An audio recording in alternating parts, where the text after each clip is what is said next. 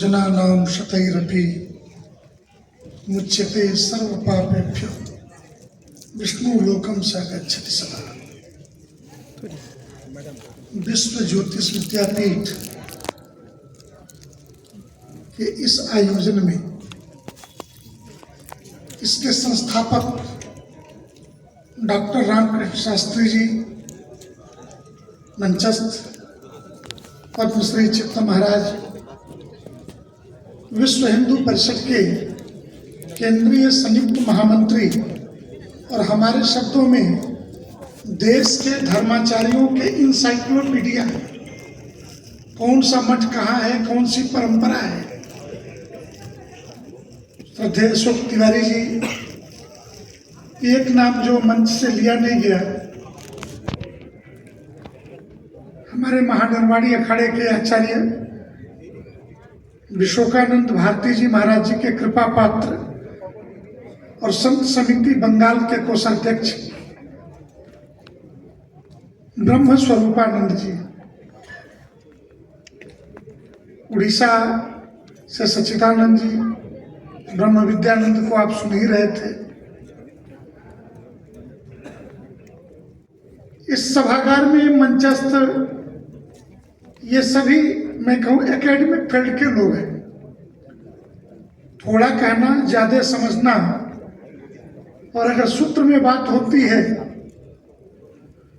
तो क्या सूत्र भाष्य तो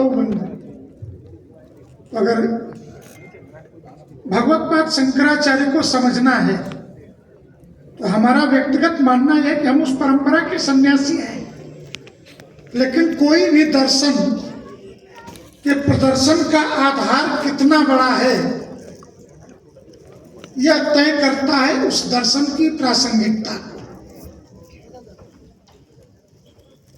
ठीक है, आज से 2500 वर्ष पहले श्रीमद आदि जगत गुरु शंकराचार्य ने एक दर्शन दिया, अद्वैत।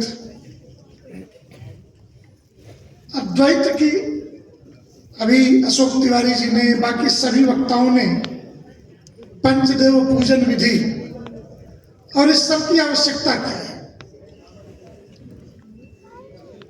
जिस हम हेरिटेज के लिए यहाँ बैठे हैं, जब दुनिया पूछती है हमसे कि सनातन हिंदू धर्म और बाकी के संप्रदायों में अंतर क्या है, मैं इतना ही कहता हूँ कि कभी भी वसुधैव कुटुंबकम के समानार्थी शब्द किसी क्रिश्चियन साहित्य में, इस्लामिक साहित्य में मुझे ला करके दे देना।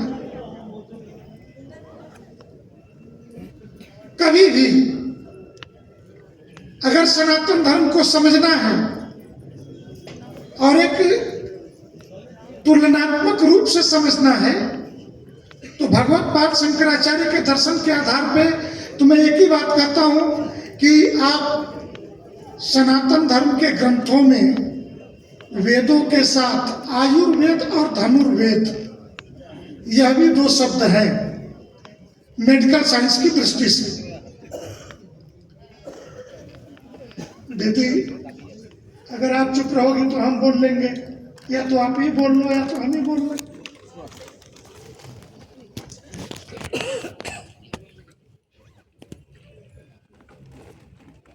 तो धर्म की समझ हमारी, हम अलग अलग दर्शन के आईने में धर्म को देखते हैं। धर्म कर्मकांड नहीं है।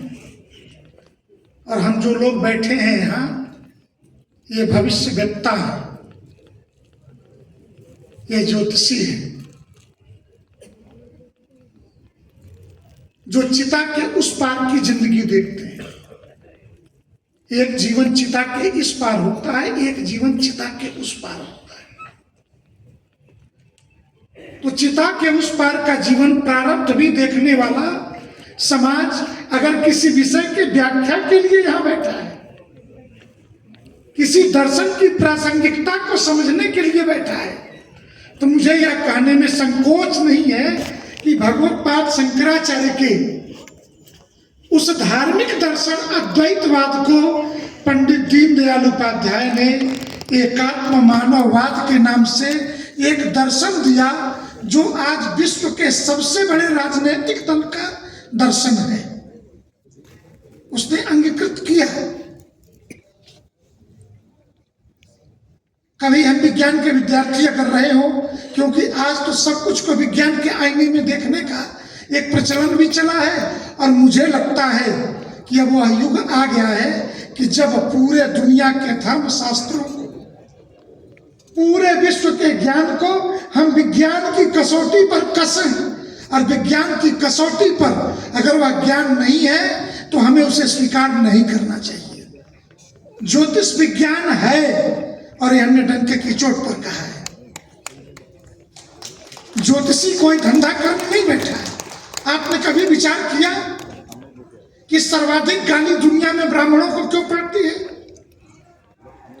इसलिए कि भारत के प्राचीन वांग्मय को, इस हेरिटेज को लेकर के वो जो अपनी आत्मा में एक एक बूंद रक्त में जी रहा है, अगर दूध वाले से दूध लेना आप बंद कर दें तो दूध की आवश्यकता घर में है तो किसी डेयरी से उठा लाएंगे। अगर नाई से बाल कटाना बंद कर दें, पारिवारिक नाई से, तो या तो स्वयं दाढ़ी बनाने लगेंगे और नहीं तो सैलून जाने लगेंगे। तो अगर ब्राह्मण से दूरी बन जाए, अगर भारत के प्राचीन वांग्मय से, शास्त्र से दूरी बन जाए तो क्या होगा? ये होगा कि आप सनातन धर्म से कट जाएंगे, अपने पुरखों से कटेंगे, कर्मकांड से कटेंगे, श्राद्ध से कटेंगे, और श्राद्ध से कटेंगे तो पुरखों के प्रति श्रद्धा समाप्त हो जाएगी। इसलिए इस धर्मांतरण के मार्ग का जो सबसे बड़ा रोड़ा है वो यही समाज है जो इस मंच पर बैठा है, जिसके कारण परावर्तन नहीं कराया जा सकता, जिसे पता है कि हमारी धाती क्या है। मैंने अनायास नहीं कहा, कभी आपने ध्यान दिया है कि आप किसी डॉक्टर के पास दवा लिखवाने जा रहे हो तो डॉक्टर के पर्चे पे RX लिखा हुआ होता है, एलोपैथ के पर्चे पर RX, वो कुछ भी बताएं, लेकिन उसका अर्थ होता है रेफर्ड टू एक्समस।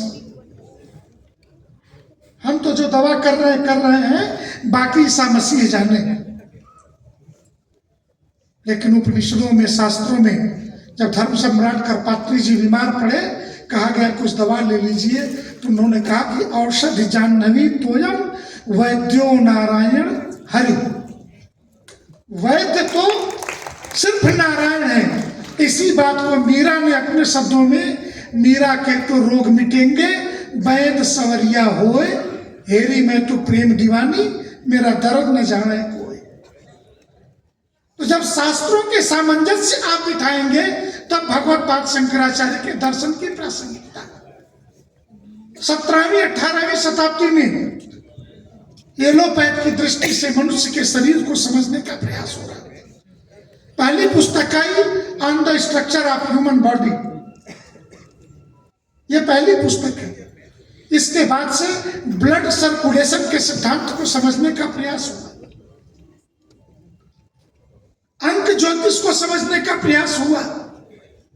और ये मैं नहीं कह रहा हूं, जिसको पश्चिम जगत में अंक ज्योतिष का अधिष्ठाता कहा जाता है, उस व्यक्ति ने, कीरो के वाक्य थे कि कीरो ने कहा कि भारत में संपात का नियम, जिसने कम से कम 3 बार संपात देखा हो, 25,827 वर्ष में एक बार ग्रह नक्षत्रों की ऐसी स्थिति होती, लिखने का सामर्थ्य उसी के पास है। हस्तरेखा के बारे में वो कहता है कि उत्तराखंड जो वर्तमान का है, उत्तर प्रदेश के हिमालय के कुमाऊं मंडल के जोशी ब्राह्मणों ने पहली बार हस्तरेखा की लिपि पढ़ी। यह लिपि है, चाइना की भाषा आपको आती है क्या? हस्तरेखा की लिपि से मिलती जुलती भाषा है कि नहीं है लिखने में, जो हाथों पे रेखाएं खींची है। अब जिसे ज्योतिष नहीं आता उसके लिए तो कोई मतलब नहीं है, वो तो कहेगा पोंगा पंथ है, लोगों को डराने का उपाय है, लोगों को ये डरा करके और ग्रह नक्षत्रों की ये चाल ठीक करने की बात करते हैं। वामपंथ, नास्तिकतावाद, ये जब चरम पर होता है इसी तरीके के तर्कों को देता है। तो जब on the structure of human body आई और रक्त परिसंचरण का सिद्धांत, जो भी ज्योतिष शास्त्र में हस्तरेखा के विद्वान होंगे उन्हें यह ठीक से पता होगा कि हाथ की रेखाएं दिन भर में 3 बार बदल जाती हैं। हाथ दिखाने के नियम तय हैं।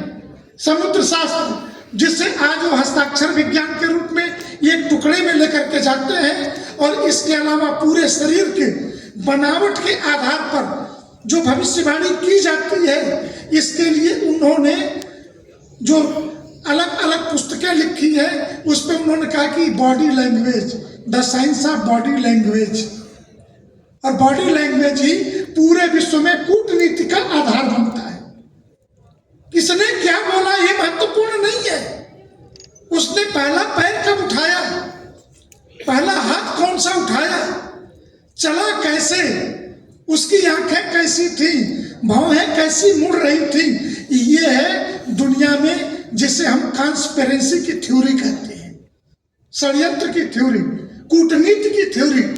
इसी थ्योरी के आधार पर ये सारा विकास हुआ।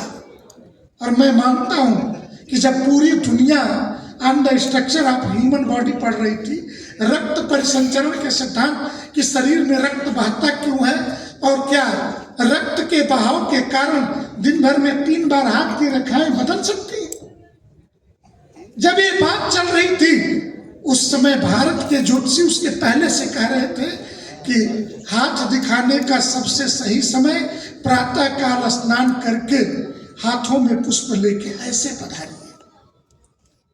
जिससे जो हस्तरेखा के विद्वान है वो यही कहते हैं, विनम्र भाव से आइए, आगम निगम को जानने की इच्छा है, शास्त्र समझने की इच्छा है तो मर्यादित वस्त्रों में आइए। क्या हमें विलियम हार्वे बताएगा, क्या दुनिया के ये विद्वान बताएंगे? और जब उन्होंने कहा कि विश्व बाजार है, उन्होंने कहा नहीं, मनुष्य बाजार का जो है वो बिकने वाला पात्र नहीं है।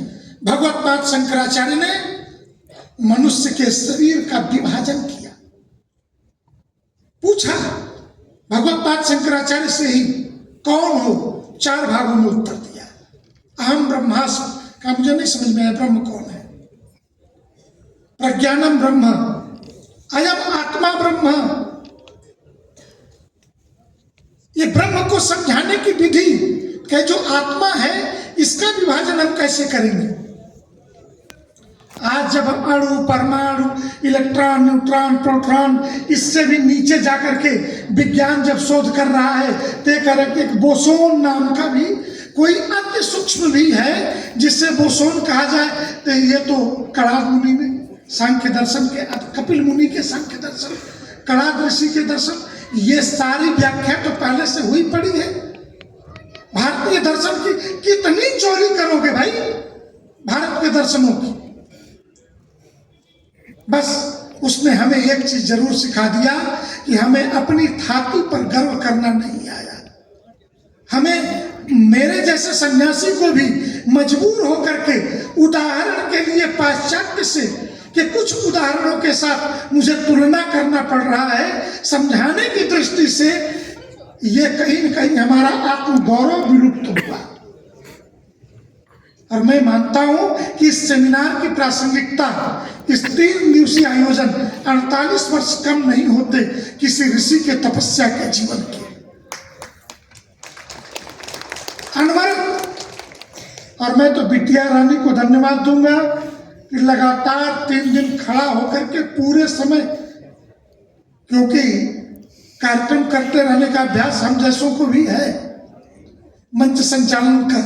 पिछले 4-5 वर्षों से मैंने संचालन को साष्टांग दंडवत किया हुआ है कि अब न करूंगा, क्योंकि इतना पूरा दिन खड़ा होकर के एक वक्ता को बुलाना, कॉन्शियस रहना, 3 दिन के बाद उसकी शारीरिक अवस्था क्या होगी, थकान चेहरे से दिखेगी।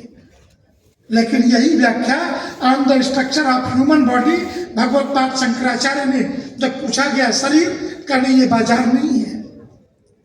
शरीर के अंदर, ये जो शरीर है इसके अंदर एक मन है, बुद्धि है, आत्मा है, और आत्मा का मिलन परमात्मा से होता है। तो शरीर के विभाजन है, कहा ये अवस्था इस शरीर की, तो कहा कि जागृत अवस्था भी है, सुसुप्तावस्था भी है, सुप्तावस्था भी है, तुरीय अवस्था भी है। शरीर भी अवस्थाओं के अंदर जाता है। शरीर, मन, बुद्धि, आत्मा, जागृत, सुसुप्ता, सुप्ता, तुरीया, इन अवस्थाओं से होकर के चेतना और उपचेतना का द्वंद्व मन के अंदर चलता है। यह व्याख्या पहली बार किसी ने दी तो भगवत पाद शंकराचार्य ने दी, जो आज भी उतनी ही प्रासंगिक है समाज के लिए। और जिन्हें भ्रम हो भगवत पाद शंकराचार्य को कि ज्ञान मार्गी है कि भक्ति मार्गी है। इस देश की एक विशेषता है, दक्षिण भारत ने आचार्य दिए और उत्तर भारत ने अवतार दिए। उत्तर भारत में हुए अवतारों की वंदना दक्षिण के आचार्यों ने की है। इसीलिए यह राष्ट्र तथा कथित कुछ लोग ये जब कहते हैं कि ये 9 राष्ट्रों का समूह है, संस्कृति अलग, नहीं भाई, हमारी संस्कृति तो भारतीय है। यह आर्यावर्त है, यह जम्बूद्वीप है। उप संस्कृतियां भिन्न भिन्न हो सकती हैं। जब यह प्रश्न एक बार लोकसभा के अंदर भी आया और संयोग से बंगाल की माटी के सपूत सोमनाथ चटर्जी जी लोकसभा अध्यक्ष थे और सामने सुषमा स्वराज वक्ता थे।